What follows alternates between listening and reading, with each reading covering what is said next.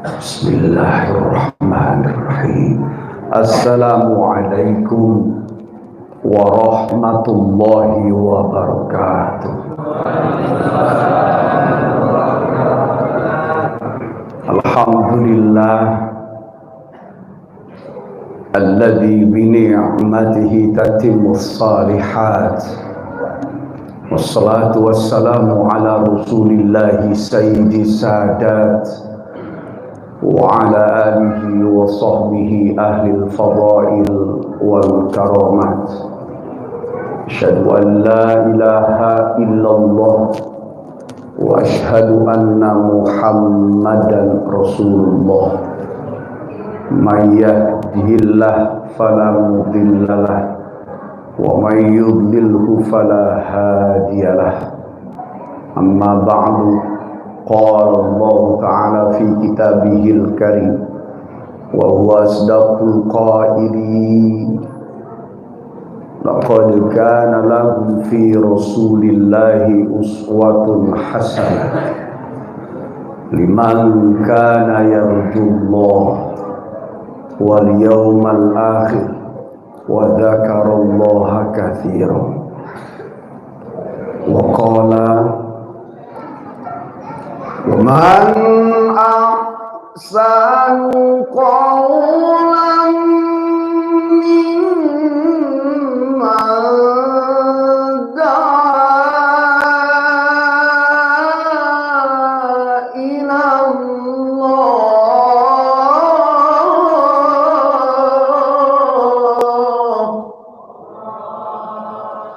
وعمل صالحا وقال إنني من المسلمين.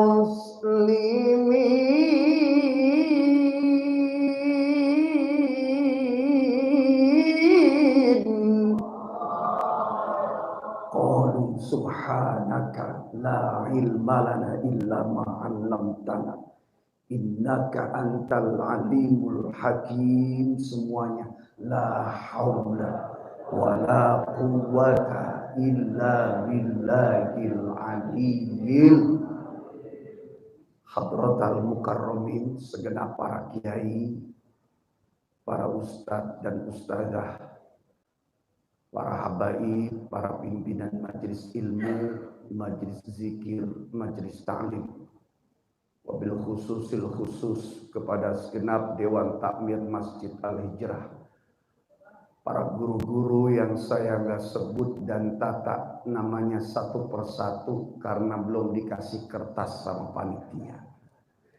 Yang baru kesebut Kiai Haji guru saya, Kiai Haji Ahmad Syamsul MA. Tidak mengurangi hormat kepada guru-guru. Malam ini kata beliau banyak kiai, banyak ustadz. Biasanya kalau kiai ustadz ngumpul enggak ceramah, ngopi. Gimana kalau kita lanjut ngopi? Dan idola saya, Qori Ustadz Hanafi. Saya selalu kalau ada orang baca Quran menyimak, merasa memiliki, karena dulu juga suka diundang Ustadz dan sering kecewa sama penceramah. Kalau di acara Qori, iya Kiai, jangan lama-lama. Saya masih 2 acara lagi malam.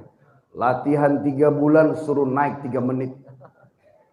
Besok lagi ketemu acara Qori, iya Pak Kiai, 5 menit aja. Habis ini saya mau langsung ceramah di tempat lain. Setelah saya jadi penceramah, dendam. Kalau mau ceramah Qori, iya Pak Kiai, baca yang lama. Takbir.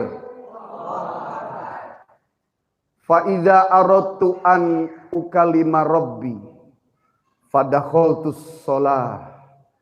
Wa idza aradtu an yukallimani rabbi faqra'tul Qur'an. Kalau aku ingin bercinta dengan Allah, aku laksanakan sholat. Tapi kalau aku ingin Allah yang mengajakku bercinta, Allah yang memintaku bermanja-manja, Allah yang ingin bermesraan denganku, aku membaca Al-Quran. Derajat Quran di atas solat, meskipun solat tiang agama. Karena solat pun didapatkan dari perintahnya ada di dalam Quran. Maka kalau ada orang baca Quran, kita yang baca Quran, hakikatnya sepertinya kita yang ngebet, kita yang buka lembaran Quran, hakikatnya Allah yang sedang ngajak ngobrol kita. Hebat bacaannya, lancar ngobrolnya. Macet-macet bacaannya, macet ngobrolnya. Ustadz, saya kenapa kalau baca Quran ngantuk? Karena kita nggak tahu dudukan Quran. Saya dulu tukang baca, sampai sekarang ngefans sama Qori. Bagaimana kita melotot kalau kita nggak tahu tuh Quran dudukannya di mana? Al-Quran, saya bahas ini dulu Pak. Karena kita bangga. Kita cinta dengan baca Al-Quran. Quran yang 30 juz, 114 surat, 6.234 ayat, 1.027.000 huruf, 77.439 kosakata. Anak umur 3 tahun paling hebat bisa hafal 1.250 kata. Anak umur 8 tahun paling banyak hafal kurang lebih 7.690 kata. Al-Quran 77.439 kata. Tapi berapa banyak anak umur 7 tahun hafal Quran 30 juz. Subhanallah. Berarti Al-Quran adalah mukjizat yang indah. Kita sering ngantuk karena nggak tahu duduknya di mana. Coba kalau tahu Quran itu hadir hurufnya dari mana. 6 huruf di tenggorokan hamzah, ha, ain, ghain, ho, ha. 2 huruf di pangkal lidah, qaf, kaf. 4 huruf di tengah-tengah lidah, jim, shin, ya, dot. 3 huruf di ujung lidah bagian atas, ta, dal, to. 3 huruf di ujung lidah bagian sa, zal, do. 3 huruf di ujung lidah bagian bawah, sod, zai, sin. 3 huruf di ujung lidah bagian sayap kanan kiri, lam, ro, nun. 4 huruf di bibir, ba, fa, mim, waw. 2 huruf di hidung, nun, min. Ulangi bareng-bareng. Insya Allah pulang dari sini kita kaji lagi Al-Quran. Amin. Ya Rabbal. Boleh lanjut. Hadirin hadirat yang dirahmati Allah. Orang yang mengenal sejarah, dia akan selamat dari keburukan sejarah. Dan orang yang tidak mengenal sejarah akan dihancurkan oleh keburukan sejarah. Apa yang terjadi saat ini hanya pengulangan-pengulangan dari sejarah yang sudah berlaku. Apa yang terjadi saat ini adalah pengulangan sejarah dengan frekuensi muatan sejarah musibah yang berbeda-beda. Bahkan Al-Quran 72% isinya sejarah. Sisanya tentang ayatun muhkamat, tentang muamalat. Termasuk malam ini kita mau ngobrol sedikit tentang sejarah. Setuju?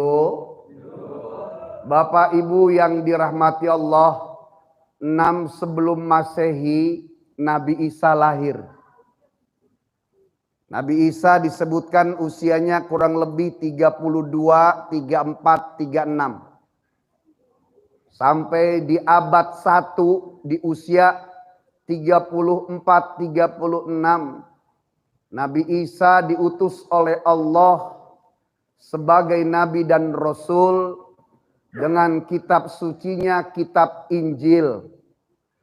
Karena sebab beliau memiliki mukjizat yang luar biasa.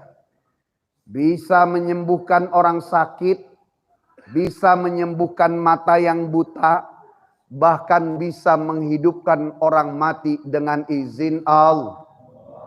Dibantu dengan murid-muridnya, Apostel Al-Hawariyun yang 12 orang. Maka bersinar ajaran Nasrani, menebar kemana-mana. Kenapa Nabi Isa kelebihannya mu'alajah, bisa ngobatin orang? Karena saat itu kaumnya banyak tabib. Sebagaimana Al-Quran turun dengan syair-syairnya, maka nabi-nabi juga turun dengan kelebihan-kelebihannya. Nabi Isa membawakan ajaran Nasrani dengan kitab suci Injilnya. Dibantu murid-muridnya, maka afwaja berbondong-bondong orang memeluk ajaran Nasrani. Tapi karena Nabi Isa itu diutus kepada Bani Israel, kaum yang disebutkan dalam Al-Quran, manusia yang paling banyak anugerahnya dan manusia yang paling pinter sedunia. Survei membuktikan dalam ayat Quran, Anni faddaltukum 'alal alamin. Sungguh aku menciptakan Bani Israel manusia paling hebat, cerdas sedunia. Surveinya membuktikan dari 1 juta penduduk Indonesia yang menjadi doktor S3 hanya 65 orang saja. Dari 1 juta penduduk orang India yang menjadi doktor S3 hanya 123 orang saja. Dari 1 juta penduduk Amerika yang menjadi doktor S3 hanya 165 orang saja. Dari 1 juta penduduk orang Jepang yang menjadi doktor S3 355 orang saja.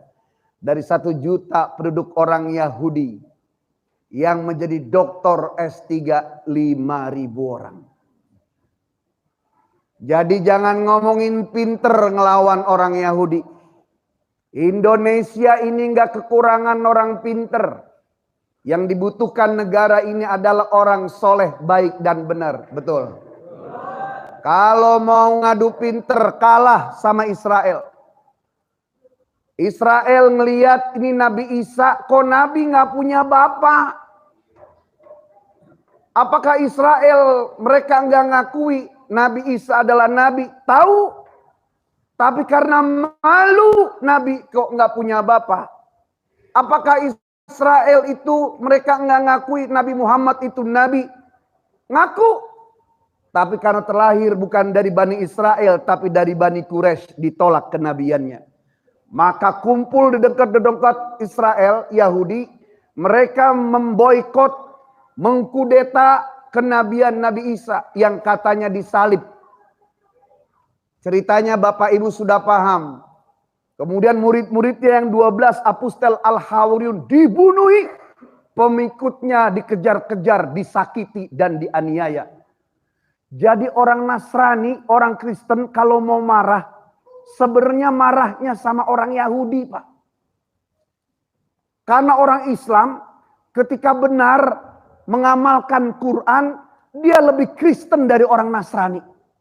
Sebab di Injil itu ada tulisannya to be continue to Al-Quran. Ada lanjutannya yaitu Quran. Di abad pertama hidup ajaran Nabi Isa. Umatnya Nabi Isa itu berjilbab. Perempuannya khitan. Mereka tidak minum khamr. Tidak makan anjing dan babi. Kemudian habis ajaran Nabi Isa itu. Karena sebab Bani Israel kaumnya sendiri. Akhirnya abad kedua lengang ajaran Nabi Isa. Nggak ada yang dakwah. Nggak ada pengajian. Tidak ada yang mentauhidkan Allah. Selama 1 abad penuh kondisi ajaran Nabi Isa lengang. Sebab nggak ada nabinya. Nggak ada dakwah. Maka kondisi itu dilirik, dilihat, dicuri perhatian. Mencuri perhatian orang-orang Yunani yang mereka beragama paganisme. Apa itu paganisme? Agama penyembah berhala, Bapak Ibu. Zaman Nabi Isa nggak ada patung. Yang ada patung dimulai kalau diurut literatur sejarahnya ada di zaman Raja Namruz. Raja Namrus penyembah patung. Zaman Nabi Isa nggak ada patung. Maka orang-orang Yunani melihat ini kok ada agama namanya Nasrani. Kitabnya Injil, umatnya paling banyak, tetapi pemimpinnya tidak ada. Maka orang-orang paganisme penyembah berhala dari Yunani melihat ini adalah sebuah kesempatan untuk mengambil masa. Mereka masuk dalam ajaran Nasrani, tapi kebudayaan paganismenya di bawah. Sampai sini paham, Pak? Operator naikin dikit volume, agak capek saya. Pas kenceng langsung dikecilin. Nggak jebol kok. Cek. Cek. Cek. Ada di belakang? Cek. Seperti nyedot suara. Cek, cek, 1, 2, 3, 4, kamen baby. Lagi. Ya. Udah? Cek. Pelit. Terus, nggak apa-apa. Ntar saya tambahin sedikit. Saya suka begitu, Ustaz. Biar nyaman. Sampai jam berapa kita ngaji? Saya dikasih tahu sama anak buah, Bi, jam 10 tutup. Kata saya, mudah-mudahan Kiai Samsul sambutan yang panjang. Baca Quran yang lama. Jadi saya 10 menit aja naiknya. Nah, begini. Saya doain ente masuk surga sama sendal-sendalnya. Terus. Sampai mana tadi? Zaman Nabi Isa nggak ada patung. Akhirnya orang paganisme ini berbondong-bondong memeluk ajaran Nasrani. Tetapi budaya paganismenya dibawa.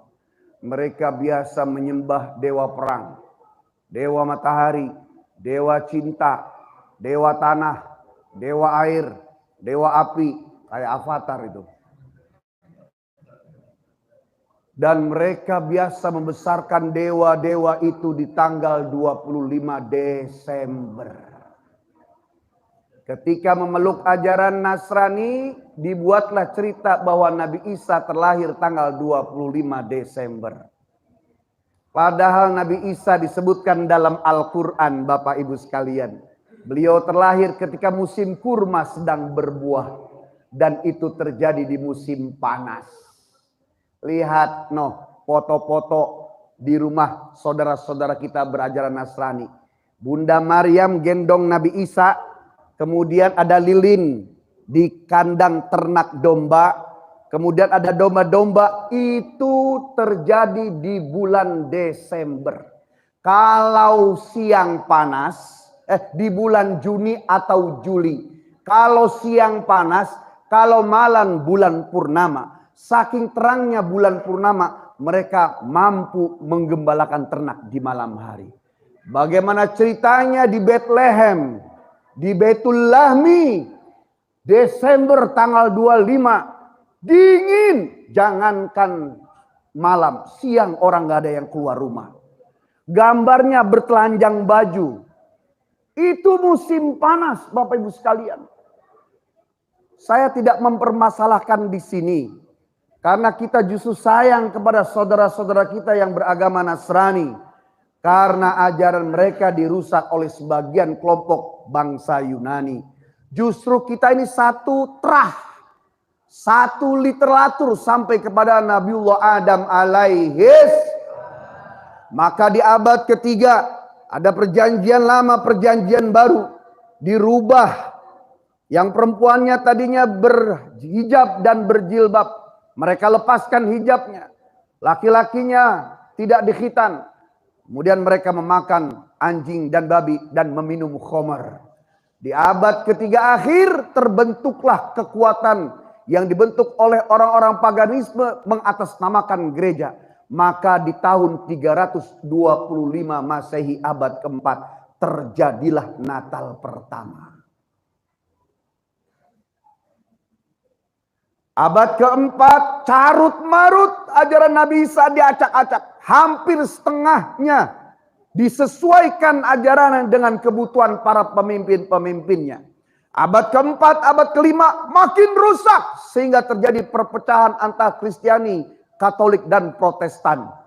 Maka di abad ke-6 tahun 571 Masehi, 12 Rabiul Awal, 21 April 571, Allah mengutus Nabi besar Muhammad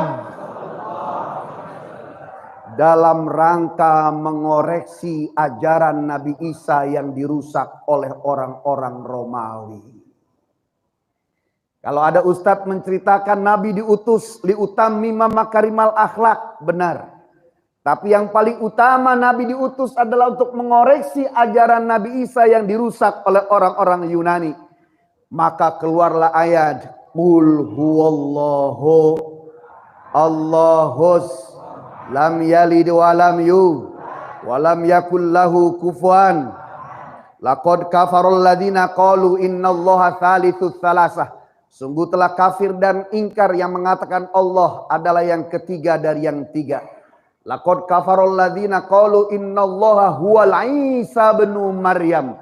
Sungguh telah kafir dan ingkar yang mengatakan Allah adalah Isa anaknya empok Maryam. Maka Al-An'am ayat 116. Wa in tuti aktsara man fil ardi yudillukan sabilillah inhum yattabi'una dhann wa inhum illa yahrusun. Jika kalian, kata Allah kepada hamba-hambanya lewat Quran, mengikuti kebanyakan orang, yang dimaksud adalah mereka yang telah merusak ajaran Nabi Isa. Karena mereka adalah umat terbanyak, niscaya kalian tersesat dari jalan Allah. Karena selama ini mereka bicaranya dusta dan alasannya ibadahnya mengada-ngada. Maka Al-Quran membagi manusia seluruh dunia menjadi 3 kelompok golongan. Termaksud ada dalam surah Al-Fatihah ayat yang terakhir 7 sering kita baca. Siratal ladzina an'amta alaihim ghairil maghdubi alaihim walau, yaitu kelompok pertama kelompok an'amta, orang-orang yang diberi nikmat. Siapakah orang-orang yang diberi nikmat dan apakah yang diberi nikmat? An'amta tidak hanya nikmat dunia. An'amta yang sesungguhnya adalah nikmat hidayah Islam, kemudian mampu mengikuti kebenarannya. Mudah-mudahan kita termasuk kelompok yang pertama. Amin. Kelompok yang kedua al-maghdub, yaitu orang-orang yang dimurkai oleh Allah. Siapakah orang-orang yang dimurkai oleh Allah? Al-Quran, ulama tafsir merojihkan mereka adalah kelompok Bani Israel, orang-orang Yahudi. Mereka bukannya tidak mengakui Isa adalah Nabi. Mereka bukannya mengingkari Rasulullah adalah Nabi. Karena sebab tidak sesuai dengan kepentingan mereka, ditolak semua kenabiannya. Bahkan Bani Israel adalah kaum yang paling banyak membunuh para nabi dan rasul. Na'udzubillah min. Maka hadirlah Rasulullah Shallallahu Alaihi Wasallam dalam rangka menguatkan akidah para nabi sebelumnya, kemudian juga menyempurnakan daripada syariat Allah Subhanahu Wa Taala. Nabi yang terlahir, ketika saat lahirnya semua kebesaran raja-raja di Persia, di Kisra, di Bizantium saat itu, api yang tak pernah padam.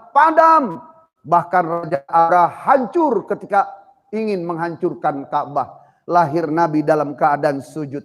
Sudah terkhitankan sambil berucap mulutnya Allahu Akbar, Allahu Akbar, Allahu Akbar, Subhanallah.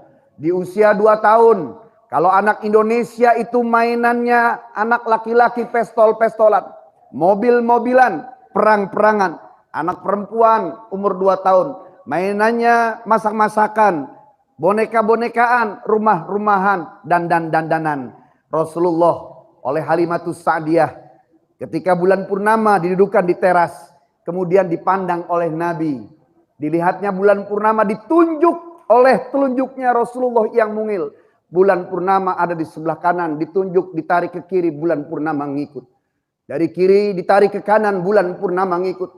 Kemudian bulan diputer-puter oleh Rasulullah, bulan ngikut. Anak umur 2 tahun mainannya bulan. Bagaimana bisa ada manusia saat ini menghina baginda Muhammad sallallahu alaihi wasallam? Maka tak kenal maka tak cinta maka tak sayang. Saya balik. Kalau kita suka bilang tak kenal maka tak sayang maka tak salah. Yang benar cinta dulu baru sayang. Karena derajat sayang itu di atas. Cinta masih kalah sama sayang. Anak sekarang kalau pacaran PA. Ayang, kamu sebenarnya sayang gak sih sama aku? Sayang. Ah, kamu bohong, kamu cuma sayang, kamu gak cinta. Bodoh itu. Cinta itu fisik, Bapak Ibu. Ibu waktu cinta Bapak yang dilihat apanya, Pak? Fisiknya. Bapak waktu cinta sama Ibu, apa yang dilihat, Pak? Fisiknya. Masya Allah, calon istriku. Alisnya berbaris bagaikan ulet bulu. Matanya bola sapi. Hidung mancung, bibir tipis bagaikan manggis dibelah 4 kalau 2 kegedean. Doer. Dagunya menggelayut, leher lenjang soang, betis buting padi kalau jalan kayak entong ke magriban. Tuh. Cinta fisik. Mencari kelebihan sebelum nikah. Sudah menikah. Maka berganti cinta fisik mawadah. Berganti rahmah. Sayang. Mawadahnya turun kepada anak. Maka kita anak kecil. Umur sebulan, 1 tahun. Ngompol di kasur. Kita dikencingin. Apa yang kita sebut? Nang ning nong. Anak mama paling kaset. Wah. Kenapa sedap? Kenapa enak? Kenapa wangi? Ada mawadah turun ke anak. Sama pasangan. Gak mawadah lagi. Sama istri sama suami. Ganti rahmah sayang.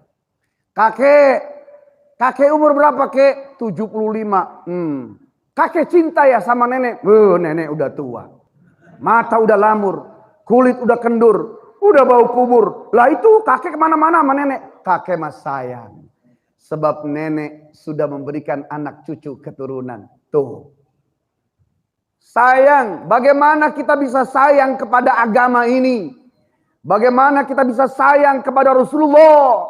Bagaimana kita bisa sayang kepada urusan-urusan Allah? Kalau kita tidak tahu sejarahnya. Kalau kita tidak tahu sejarahnya. Kurang sense of belongingnya. Maka ada maulid, dikupas sejarah Nabi. Supaya kita tahu sejarah beliau. Kemudian rasa memiliki kepada nabinya. Juga rasa memiliki kepada apa yang telah dibawanya. Bapak tahu sejarah kampung Bapak. Dulu kampung saya 200 tahun lagi begini-begini. Maka hebat cara Bapak menjaga kampung Bapak. Begitu juga saat kita Rasulullah SAW tahu sejarahnya. Insya Allah kita mencintai agama ini. Amin ya Rabbal. Nabi yang tumbuh dewasa,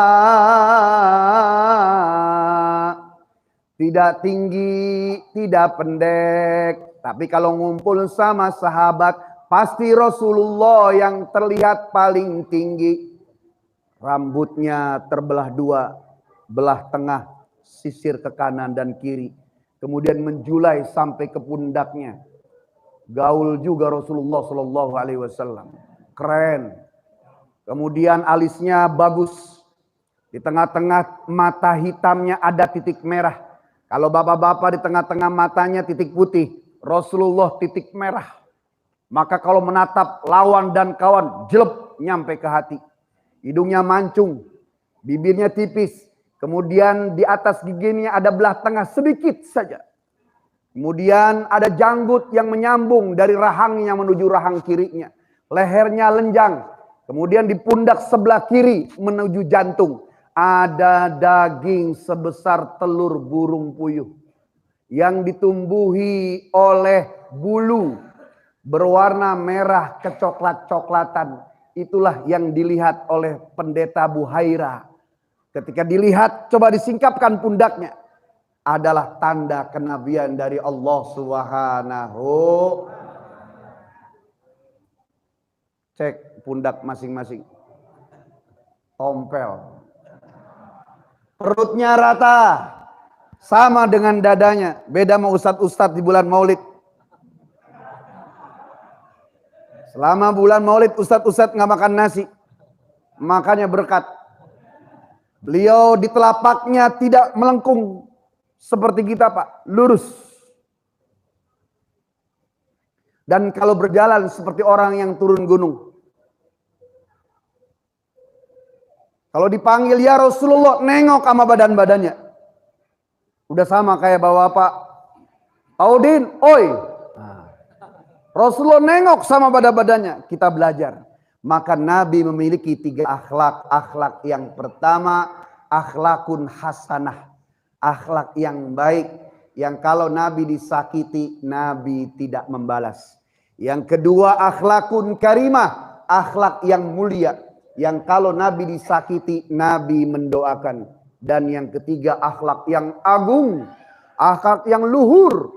Akhlak yang luar biasa yang Allah puji dalam Al-Quran. Wa innaka la'ala khuluqin azim. Sungguh engkau berada pada akhlak yang agung dan luhur. Yaitu akhlak yang kalau Nabi disakiti, Nabi balas dengan kebaikan-kebaikan. Sampai di manakah akhlak kita dari 1 sampai 3 ini? Maka ada maulid saja, orang masih hajar-hajaran. Masih ada maulid saja, orang masih saling maka belajar maulid, mudah-mudahan kita saling mengingatkan. Selama 13 tahun Nabi berdakwah di kota Mekah, hanya mengajarkan ahad, Allah esa, Allah satu, la ilaha il, Muhammadur Rasul. Kemudian pindah ke Madinah 10 tahun. Mengajarkan sholat, puasa, zakat, haji, berpolitik, bernegara, bermuamalah. Rampung, selesai. 22 tahun, 2 bulan, 22 hari. Mengajarkan, sukses, mencetak 38 panglima. Yang 1 panglimanya sekelas Khalid bin Walid. Mampu mencetak 12.000 sahabat. Yang 12.000 sahabat ini adalah belahan jiwa Rasulullah. Mampu mencetak 124.000 santri. Yang santrinya orang Arab yang karakternya keras dan kasar.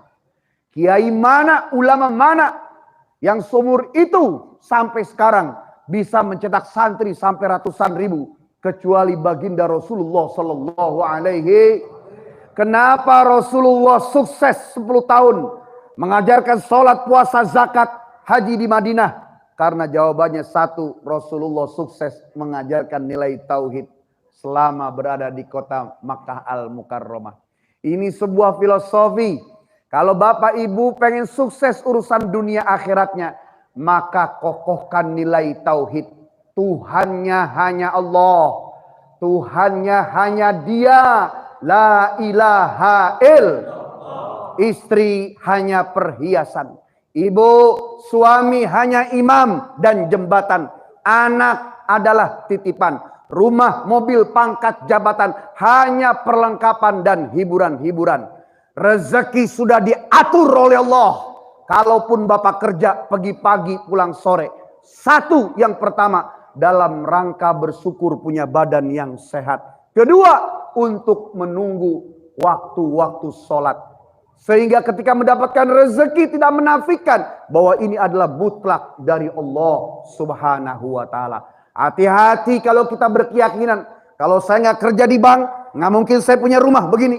Kalau saya nggak bisnis, nggak mungkin saya punya mobil begini. Kalau saya nggak berwirausaha, nggak mungkin saya punya saldo segini. Musyrik. Siapa bilang kalau segala sesuatu pakai uang? Bukan uang yang membuat kita punya. Bukan uang yang membuat kita sampai. Tapi yang membuat kita punya dan sampai adalah Allah berkehendak tidak kita punya dan sampai. Kalau Allah sudah berkehendak dibuat punya dan sampai. Caranya terserah Allah. Insya Siapa bilang apa-apa pakai duit, meskipun apa-apa pakai duit, tapi bukan duit segalanya. Lihat noh kiai-kiai di pesantren. Tiap hari nerima tamu 10 orang, 20 orang, gula, kopi, makan, habis. Ngecor jalan terus. Dibuat datang digiring rezekinya oleh Allah. Karena kita punya 4 rezeki Bapak Ibu sekalian. Rezeki yang pertama rizkun kasab, yang memang dijemput dengan kerja, wirausaha, bisnis. Kata Nabi, selama masih bisa dihitung hasilnya, maka masih sedikit. Sebulan 200 miliar, sebulan 1 triliun. Selama masih bisa dihitung, kecil kata Nabi. Yang kedua, rizkun mamluk, rezeki yang kita nggak nyari, tapi kita ikut ngerasain. Nih, bapak-bapak datang ke majelis, ke masjid. Nggak nyari, nggak beli, makan. Alhamdulillah. Main lebaran ke rumah saudara, dijamu. Alhamdulillah. Teman ulang tahun traktir. Alhamdulillah. Kata Nabi, selama masih bisa ditakar, dihitung, masih sedikit. Rezeki yang ketiga, rizkun mas'ul, rezeki yang menjadi tanggung jawab Allah kepada kita, yang tidak bisa dihargai dengan angka dan uang. Apa itu? Tubuh kita dari ujung rambut sampai ujung kaki. Datang wali kota ke rumah bapak, bapak saya kasih duit 5 triliun. Aduh, alhamdulillah, makasih Pak Bupati, Pak Wali. Saya harus ngapain? Saya minta mata kiri bapak. Kasih apa tidak? Diberi apa tidak? Saya naikin 10 triliun. Kasih apa tidak? Tubuh kita mahal. Maka Bapak Ibu, nggak punya istri, nggak punya suami, nggak punya anak, nggak punya rumah, nggak punya pangkat, nggak punya jabatan, nggak punya apa-apa, nggak punya siapa-siapa, nggak ada siapa-siapa, cuma punya tubuh dari ujung rambut sampai ujung kaki, tetap harus bersyukur kepada Allah Subhanahu. La ilaha illallah. Gini hari kalau nggak kerja makan apa? Hati-hati. Gini hari kalau nggak kerja siapa yang bagi duit? Duit dari Hong. Saya pertama kali ke Hong Kong, ini yang suka orang Cikeas ngomong nih. Sampai situ nggak ada yang ngasih duit juga.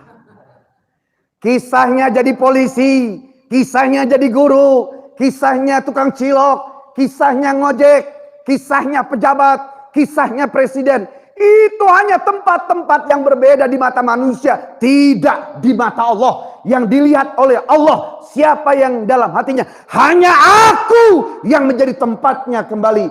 Alladzi lam yalid walam yulad walam yakul lahu kufuwan. Sekali-kali menikmati Pak. Yakin inilah yang harus kita pertahankan. Ustadz saya mah yakin, tapi masalah. Yakin nggak pakai tetapi. Insya. Yang kedua, doa Pak. Yakin adalah alat. Doa adalah bentuk cara mencari perhatian Allah. Harus disebutkan. Teteskan air mata bentuk kekhusyuan. Jangan mentang-mentang Allah kan maha mendengar. Allah kan maha tahu. Nggak disebut ini mulut juga Allah lihat hati. Mentang-mentang di Ka'bah. Oh ini multazam ini. Ini mustajab. Allah maha melihat. Kemudian angkat tangan. Ya Allah ngerti kan? Amin. Kata Allah ngerti mah ngerti. Mana ekspresimu? Doa Pak. Panjat subuh, zuhur, asar, maghrib, isya, Senin, Selasa. Seminggu, 2 minggu, sebulan, 2 bulan, setahun, 2 tahun, jebol rahmat Allah. Ngobrol dengan bahasa kita, ya Allah aku datang kepadamu. Aku tahu tanpa disebutkan kau tidak buta, kau tidak tuli. Kalaupun aku datang disebutkan dari absen doa ini satu-satu, inilah butuhnya aku kepadamu ya Allah. Ngobrol Pak. Kadang kita Senin doa, Selasa enggak, subuh doa, zuhur kagak. Kayak anak muda mukul batu. Der, batu besar, palu besar, udah dipukul 100 kali nggak pecah-pecah. Datang engkongnya ingkik, kenapa cu? Ini kong batu dipukul 100 kali nggak pecah-pecah. Sini sama engkong. Kata cucunya, alah saya aja nggak apalagi engkong. Dipukul sama si engkong, der, 5 kali doang Pak, prak, pecah. Kata cucunya, wih engkong hebat. 5 kali doang pecah. Engkau enggak hebat. Ini batu emang pecahnya 105 kali. Udah mau pecah kau berhenti mukul, cuk. Udah mau dikabulkan doamu kau berhenti berdoa. Doa, Pak. Terus eksis. Berdoalah kita kepada Allah. Sebagaimana anak kecil minta permen kepada orang tuanya. Bukan uang yang buat kita punya. Bukan uang yang buat kita sampai. Yang buat kita punya dan sampai. Allah berkehendak tidak kita punya dan sampai. Kalau Allah sudah berkehendak punya dan sampai, maka dibuat punya dan sampai. Caranya terserah Allah. Insya yakin. Doa 3. Mancing duit pakai duit. Mancing ikan pakai ikan. Sedekah, Pak. Tiap hari. Sedekah Jumat sekali. Bagus. Tapi kita merasa dekat dengan Allah cuma seminggu sekali. Sedekah tiap hari. Saya tahadus binikmat dari bujangan sedekah tiap hari setiap pagi. Sebelum rezeki itu dimakan oleh urusan kita, pergunakan untuk Allah. Konsumsi ntar dulu. Saya emang agak egois Ustaz, kalau ceramah di tempat siapa aja bodoh amat saya bilang. Karena ini kita lagi transfer bertaburan cinta Allah. Siap? Tungguin sebentar, selesai lagi. Sampai mana tadi? Ya, mancing uang pakai uang, sedekah tiap hari, Pak. Ada orang yakin nggak doa lama. Ada orang doa nggak yakin nggak naik. Ada orang doa, ada orang yakin nggak sedekah, nggak kompak. Maka yakin setiap saat doa, setiap selesai sholat, sedekah setiap hari. Kemudian tambahin yang keempat, terus bergerak. Jadi polisi lanjutkan tugas. Yang jadi pegawai, yang jadi pejabat, silakan berada di tempat masing-masing. Tapi 4 ini dikerjakan dengan baik. Meyakini Allah yang akan mengijabah semua keinginan dan kebutuhan kita. Yang kedua adalah diminta doa kita. Tolabul adna ilal a'la. Permintaan dari bawah ke atas diminta ya Rob. Ya Allah, ya Allah. Terus. Bapak-bapak jangan ketawa. Hahaha. Sebelum rukun Islam kita yang kelima ditunaikan. Man mata walam yahujja. Famata Yahudian atau Nasranian. Siapa yang mati belum berhaji. Sementara mampu makan sehari sekali. Silakan pilih mati secara Yahudi atau Nasrani. Kita tawa ngobrol di pos. Hahaha. Rukun Islamnya belum sempurna. Maka sama belum kerjakan. Minta beli gambar Ka'bah. Taruh di ruang tamu. Ya Rob, aku mau ke situ. Nabung. Yakini Allah akan panggil. Panggilannya sudah datang dulu. Nabi Ibrahim. Ya. Nabi Ibrahim sudah panggil. Hai datang kalian. Duitnya udah nyampe ke tangan kita Pak. Nyampe tangan Bapak beli motor. Nyampe tangan lagi beli mobil. Nyampe tangan lagi beli apartemen. Nyampe tangan Bapak lagi beli tanah. Ditanya sama tetangga, Bapak kenapa belum umroh, belum haji? Belum ada panggilan. Kita sering memfitnah Allah di hadapan manusia. Na'udzubillah min. Maka gugurkan kewajiban beli gambar Ka'bah. Tunjuk setiap habis sholat, aku mau ke situ ya Allah. Tabung. Sedekah. Panggil aku ya Allah. Panggil aku. Enggak ada yang mustahil Pak. Berapa banyak orang enggak punya duit. Tapi Allah panggil. No yang berangkat umroh enggak semuanya pakai duit Pak. Saya termasuk orang yang percaya duit jatuh dari langit. Tapi bukan dengan cara jatuh sekarung. Bocor genteng saya. Allah dibuat. Sore tiba-tiba. Apa Mi? Ini. Ada kebutuhan ini. Oh ya udah. Kenapa nggak bilang dulu? Habis lupa. Kapan bayarnya? Besok. Oh. Berapa duit? 9 juta. Keluarin. Mancing. Keluarin duit 1,5 juta, 2 juta. Kasihin tuh anak-anak. Belikan beras, belikan makanan. Serahin sama Allah. Lah, kan saya yang harusnya buat nabung, tinggal nyari tambahannya. Enggak begitu cara kerja Allah. Keluarin. Tiba-tiba jam 11 malam bapak-bapak. Datang orang. Waalaikumsalam. Dari mana? Saya dari Tambun Ustaz. Saya rumah di Bekayon, Bekasi. Ada apa? Papa mau ketemu. Oh begitu. Ayo. Di mana? Di Tambun. Berangkat Pak. Ngobrol-ngobrol, diskusi, selesai setengah jam. Makasih Ustadz, maafkan udah merepotkan. Ustadz lupa, iya Pak saya lupa. Alhamdulillah kita bisa ketemu lagi, pulang. Pulang sampai di rumah, ya. Diantar pulang, terus dia pulang setengah jam balik lagi. Maaf Ustadz tadi saya ke ATM dulu, papa ngasih pesen ini supaya distribut. Pas saya terima, oh ada 2 gepok. Saya bilang sama istri saya, nih duit jatuh dari langit.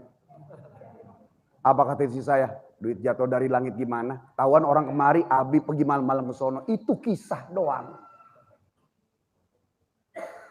Dia butuh ustadz. Emang di Tambun gak ada ustadz? Emang di Tambun gak ada kiai? Kenapa dia datangnya kemari? Kenapa dia datangnya ke Pekayon? Pasti setiap kita punya cerita seperti itu Pak. Cuma kita yang belum nangkep sinyal langit. 1:30 baru selesai ceramah. Masih di mobil belum turun. Kring telepon. Malam-malam 1:30 telepon. Siapa dia orang ditangkap? Akhirnya saya telepon. Siapa ini? Ustadz jangan lupa ya besok pagi. 5:30 anak-anak dibawa ke rumah. Maaf ibu siapa? Pas dilihat, astagfirullahaladzim. Ternyata Ustadz Mohai. Kirain saya Ustadz Abdul Khair. Ibu mau telepon siapa? Maaf Ustadz salah sambung. Saya menelepon Ustadz Abdul Khair. Lah terus kenapa ke saya? Maaf Ustadz salah pencet. Ya udah silakan. Enggak Ustadz, udah gak apa-apa. Ke Ustadz aja. Emang ada apa? Besok pagi saya mau selamatan syukuran anak yatim. Saya nitip sama beliau, buat beliau juga anak yatim.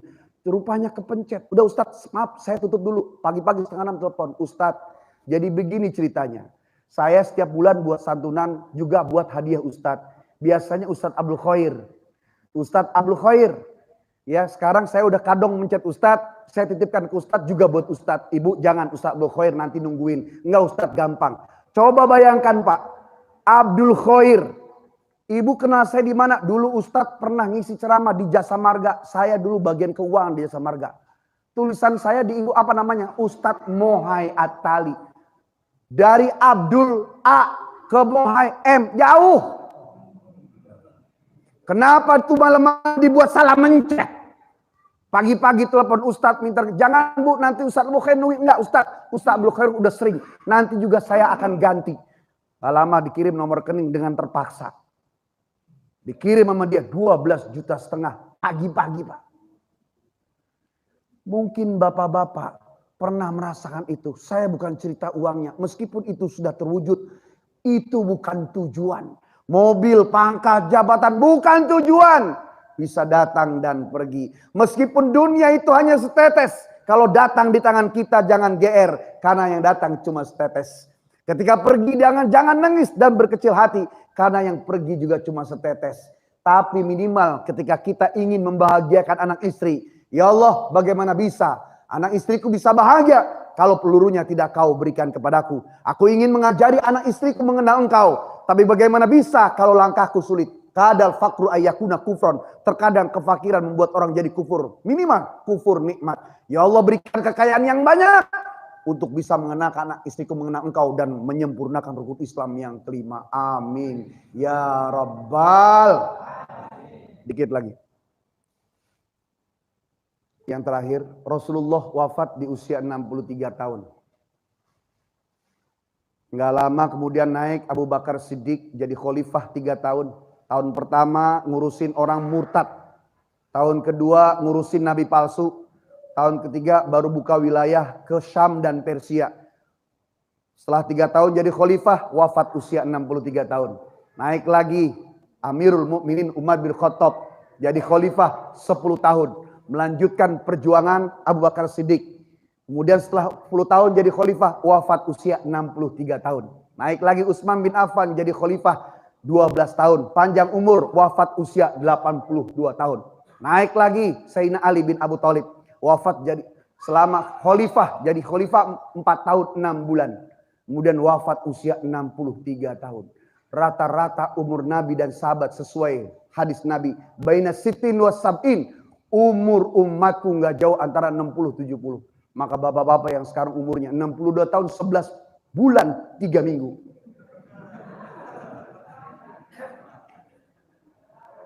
Mudah-mudahan panjang umur. Habis masa khalifah. Masuk Nabi punya 2 kelompok sahabat. Ada sahabat kibar yang tadi disebutkan, diantaranya Bilal bin Rabah, Salman Al-Farisi, 11 kali pindah agama. Mentok, nanya ini mentok, nanya ini mentok, nanya Islam, semuanya terjawab. Kemudian Nabi punya kelompok sahabat sigor, sahabat muda. Waktu Nabi usia 50-60, sahabat muda umurnya 10, 12, 16, 18. Tapi jangan salah, mereka sahabat muda, sahabat sigor inilah justru yang menyebarkan 73% hadis Nabi ke seluruh penjuru dunia. 7 pemuda soleh belasan tahun ini. 4 dari Mekah, 3 dari Madinah. Yang pertama dari Mekah, Aisyah Ridho yang jadi istri Nabi. Yang kedua, Abu Hurairah. Yang ketiga, Abdullah bin Abbas. Yang keempat, Abdullah bin Umar. Dan 3 dari Madinah, Anas bin Malik. Kedua, Jabir radhiyallahu. Yang ketiga, Sa'id Al-Khudri. Lihat Bapak di hadis-hadis. Ani bin Abbas, Ani bin Abdullah bin Umar, an Aisyah radhiyallahu, an Jabir bin an Jabir radhiyallahu, an Sa'id ibn Al-Khudri radhiyallahu. Lihat itu. 72%. Nah, Imam Hanafi, Ustaz Hanafi ini. Itu beliau hidup di 80 Hijriah. Enggak ketemu Nabi, enggak ketemu sahabat sepuh, sahabat kibar, enggak ketemu sahabat sigor, masih ketemu dengan anak-anak sahabat. Imam Hanafi ahlur ru'yah, mazhabnya mazhab Hanafi. Hanya ketemu anak-anak sahabat.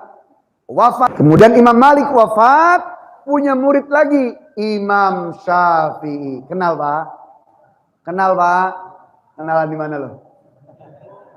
Beliau hafal 1 juta hadis. Waktu Ta'al, ia guruku Syekh Ibnu Khuyainah. Tamat sudah belajar hadismu. Lulus sudah belajar ilmu agamamu. Bahkan engkau muridku lebih pandai daripada aku gurumu. Ini dinar, ini dirham. Pergilah kau cari guru yang lainnya. Umur 8 tahun Imam Syafi'i datang ke kediaman Imam Malik. Ketemu pembantunya. Ada apa anak kecil? Aku mau berguru kepada Malik. Tunggu di luar. Tuan guru di luar ada anak kecil namanya Syafi'i. Mau ngapain dia? Mau belajar. Bilang, pelajari kitab karanganku Al-Muwatta biar nyambung belajarnya. Hai Imam Syafi'i mungil. Syafi'i mungil. Kata tuan guru Imam Malik, kau pelajari dulu kitab karangannya nyambung kajinya. Sampaikan kepada tuan guru Imam Malik bahwa kitab karangannya Al-Muwatta sudah ada di sini. Subhanallah. Wafat Imam Syafi'i tahun 204 Hijriah. Punya murid lagi Imam Ahmad bin Hambal. Beliau dikenal dengan hufadud dunia, manusia paling banyak hafalan hadisnya. Lebih banyak dari gurunya Imam Syafi'i, 1.100.000 lebih. Mazhabnya mazhab Hambali. Wafat Imam Ahmad bin Hambal tahun 256 Hijriah. Punya murid lagi Imam Bukhari. Kenal Imam Bukhari? Meskipun gurunya Imam Ahmad bin Hambal punya mazhab Hambali, beliau bermazhabkan pada kakek gurunya Imam Syafi'i. Dulu lucu, Ustadz ini kenapa sih kalau bawa hadis, kok hadisnya Imam Syafi'i mulu? Kok nggak belajar dari kitab-kitab Sahih Imam Bukhari? Kenapa nggak pakai Imam Bukhari? Harusnya Imam Bukhari dong. Kenapa Imam Syafi'i terus yang dibawa? Saya jawab, waktu pelajar Imam Syafi'i, Imam Bukhari belum lahir. Orang kagak tahu sejarah. Wafat Imam Bukhari tahun 261 Hijriah. Itulah abad pertama, kedua, ketiga yang dikenal dengan abad-abad salaf, yang oleh kelompok sahabat-sahabat teman-teman kita yang mereka menggunakan nama itu menjadi kelompok mereka, yaitu kelompok Salafi. Mereka ingin mengembalikan fase bahwa kejayaan Islam yang murni di 3 abad pertama, tapi mereka lupa ada abad keempat, 5, 6, 7, 8, 9.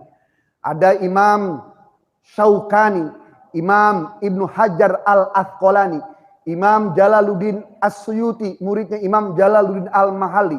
Ada lagi Imam Nawawi Al-Baghdadi yang seumur hidupnya belum sempat nikah. Karena saking sibuknya ngarang kitab. Sebanyak berapa kitab yang dia karang? 500 jilid. Maka kalau anak muda jombloan jomblowati di komplek ini umurnya 30, umur 28 belum nikah. Kita husnuzon, dia lagi ngarang kitab. Imam Nawawi Al-Baghdadi nggak sempat nikah karena sibuk ngarang kitab. Kemudian ada dari kelompok mereka Syekh Abdul Aziz bin Bas, Syekh Albani, 750 tahun lalu. Mereka sudah mengupas tuntas ilmu-ilmu yang ada di ibadah mahdoh, rukun Islam. Ibadah goir mahdoh, pemerintahan, politik, muamalat, bernegara. Bahkan mereka sudah mengupas tuntas ibadah-ibadah kemasyarakatan. Yasin tidak yasinan, tahlil tidak tahlil, kunut tidak kunut, maulid tidak maulid, celana di bawah mata kaki, celana di atas mata kaki. Sudah dikupas tuntas 750 tahun yang lalu. Tidak boleh lagi diperdebatkan. Setuju? Yang maulid lanjut. Yang nggak maulid hormatin yang maulid. Selesai. Benar apa benar? Imam kunut, jamaah kunut semua. Setuju? Iya. Imam sami Allahu liman hamidah. Allahumma hadina fiman hadait. Angkat tangannya. Amin. Ini enggak. Depan udah amin amin. Baca kunut. Dia melegek kayak memedik begini. Sombong betul. Sehebat apa dia? Tapi sebaliknya kalau imam di depan enggak kunut. Jangan ngotot kunut sendirian lo. Bener Kiai. Bener Pak Polisi. Bapak pergi ke Mekah. Umroh. Madinah. Imamnya kunut enggak? Imamnya kunut enggak? Ada yang ngotot kunutnya di sana? Kenapa di Indonesia berantem? Yasinan di kuburan. Tahlilan malam Jumat. Udah selesai. Dari dulu sama-sama. Sama-sama baca koran redaksi. Sama-sama baca koran Republika. Sama-sama baca koran Kompas. Kenapa berantem? Cara pikir berbeda. Saya pernah pakai celana di bawah mata kaki masuk masjid mereka.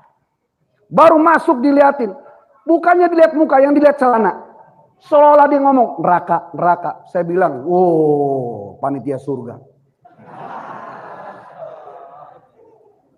Udah nggak zaman Pak, saling menghormati.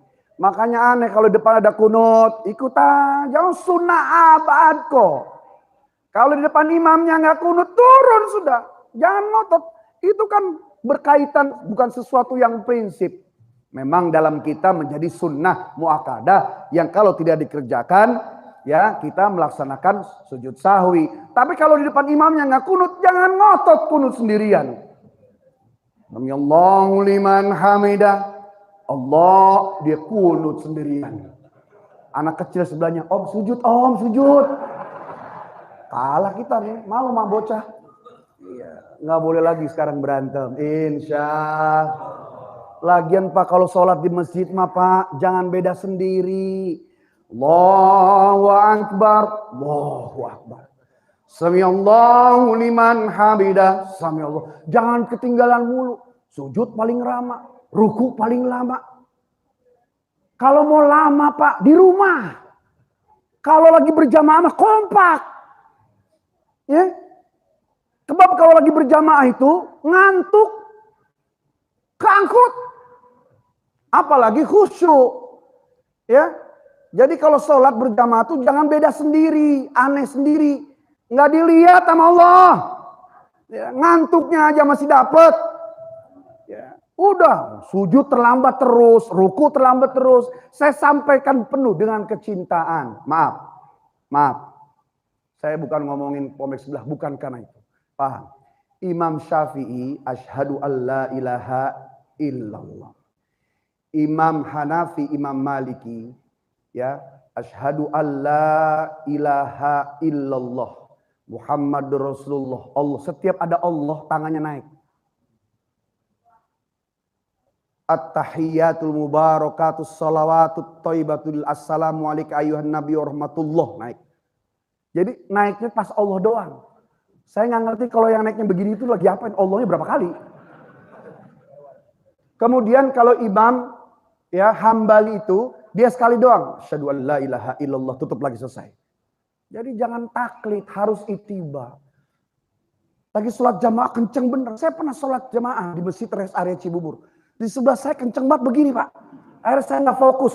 Pikiran saya jadi ngeres, semalam habis ngapain sih lu? Kalau udah sholat jamaah udah begini, sama rata. Kalau beda silakan sholat sendiri di rumah, begitu. Saya bukan diskriminatif, gara-gara begitu berantem kita. Mulai sekarang ya ada PR yang lebih hebat adalah kita sama bergandengan tangan, ya, yang urusan dengan demikian, yang penting, yang mereka yang begini mereka yang begini-begini paham dalilnya, yang kedua ada gurunya, insya masih sah. Allahu Akbar, Allahu Akbar, Allahu Akbar. Yang penting ada gurunya, jangan semaunya. Itu namanya ittiba. Ya, meskipun sholat macam-macam sekarang, Allahu Akbar. Seolah-olah dia berkata, ini dadaku, mana dadamu? Ada di Allah.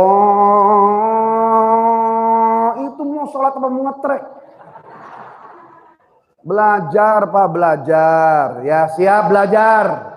Bapak sibuk nyari duit, nggak ada habisnya.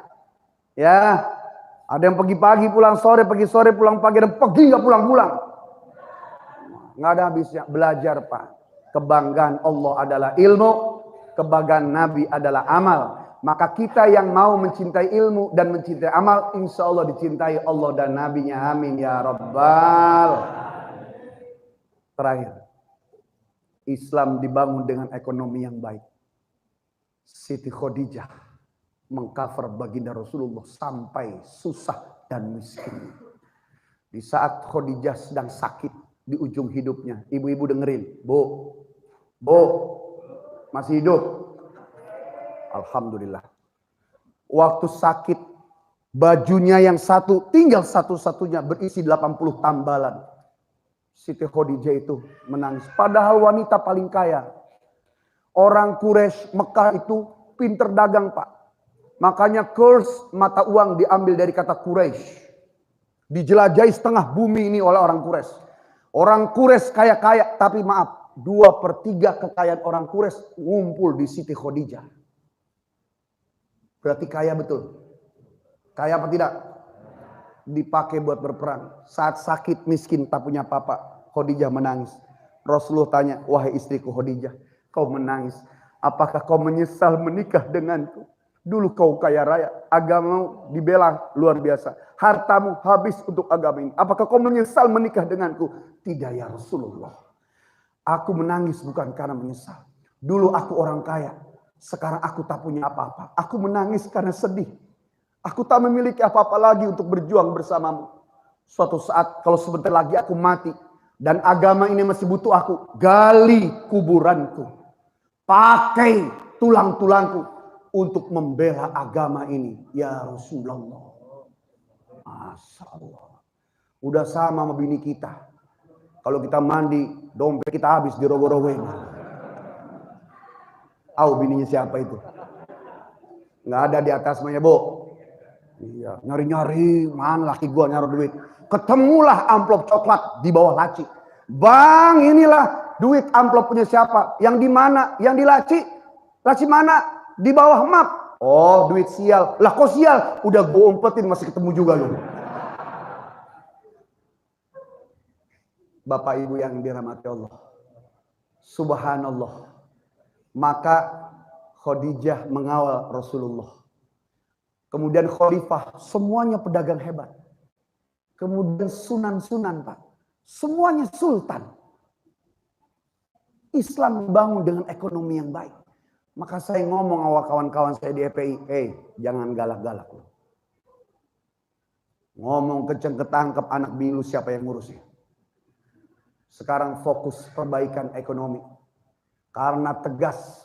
Ketika tegas kemudian tidak tegas bukan berarti lemah. Kita punya strategi. Boleh bela agama ini. Tapi sesuaikan dengan orang di depannya. Ngomong kenceng-kenceng. Ada anak muda. Ada orang tua. Ada aki-aki. Ada nini. Duduk aja udah payah-payah. Ngesot kaki kanan. Selojor kaki kiri. ngomong kencang, ada masanya. Sampaikan dengan benar. Fokus sekarang membangun ekonomi seperti kakek Nabi Qusay bin Kilab. 500 tahun Bani Jurhum, keturunan Nabi Ismail, dijajah oleh Bani Khuza'ah, pimpinan Amr bin Lu'ay. Sampai itu air Zam-Zam di Ka'bah dipendem. Qusay, kakek Nabi yang kelima, mikir, kalau saya lawan sekarang, saya melintir.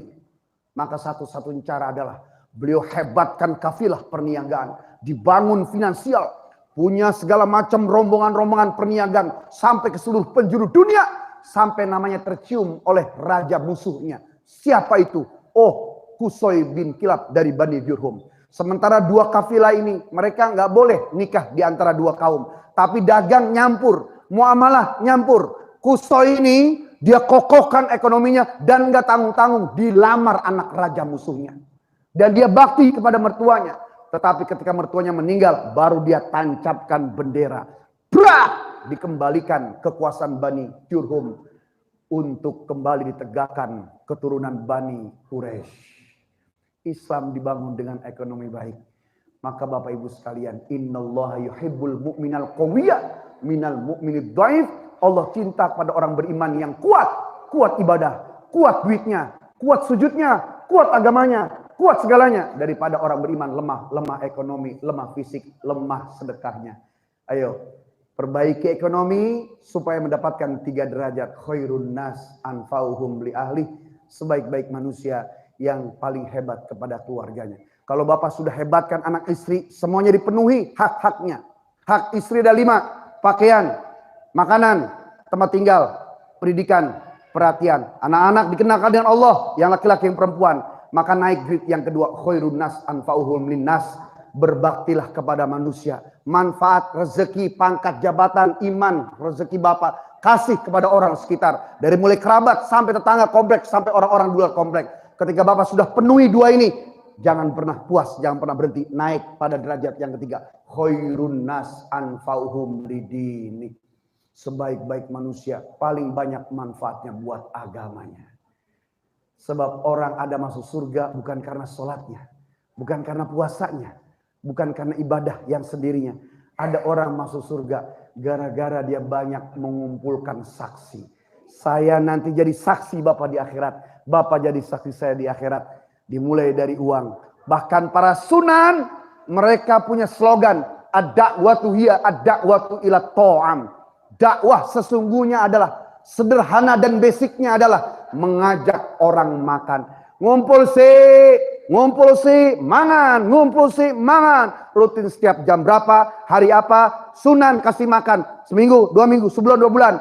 Udah tertarik, sudah rutin, sudah mereka terikat, baru keluar 1 ayat. Baru keluar 1 hadis. Ini loh. Maka kita bagaimana mau ngajak orang makan? Orang makan itu penting Pak. Saya ceramah 2 jam. Paham. Ngerti. Setelah ceramah selesai, Pak Kiai saya lapar. Oh maaf saya nggak punya duit. 2 jam ambiar semuanya Pak. Tapi ceramah. Wow paham. Ngerti. Pak Kiai lapar. Makan. Mau lari kemana lu? Perut. Sama kepalanya diisi. Maka bangkit Bapak Ibu sekalian. Ayo perbaiki ekonomi, hebatkan ibadah, gandeng tangan. Tidak boleh sikut kanan, sikut kiri, injak bawah, sodok atas. Kita adalah saudara sebangsa, saudara seagama. Kalau kita tidak bisa melihat seseorang itu satu keyakinan gara-gara agama Nasrani, maka pandang dia sebagai makhluk Allah. Kalau dia baik sama kita, haram untuk disakiti. Bapak punya tetangga orang Nasrani, dia baik, dia sopan, maka darahnya haram untuk disakiti. Jaga mereka, bahkan bisa jadi baik dan akhlaknya kita akan jadi wasilah buat mereka mendapatkan kasih sayang hidayah Islam insya. Ya Rabbi bil Mustafa balligh maqasidana waghfir lana ma madha ya wasi'al karami ya Rabbi.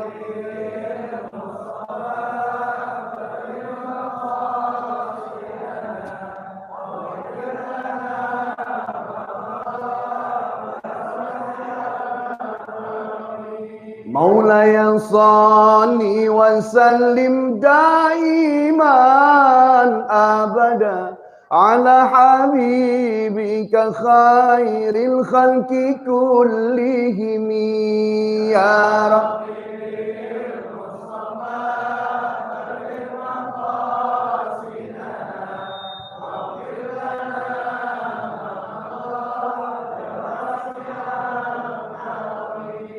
كلكم صلوا عليه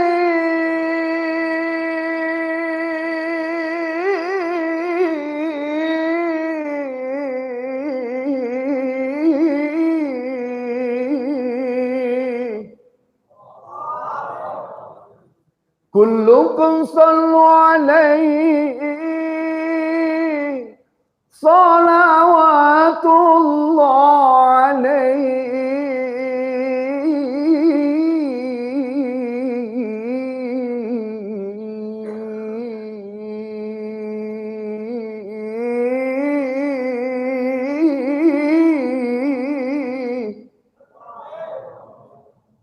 وينال البركة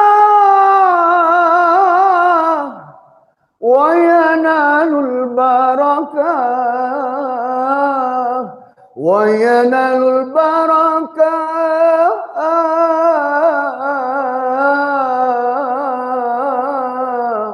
كل من صلى عليه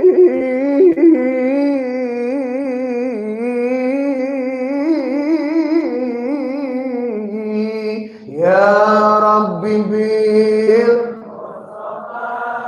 بلغ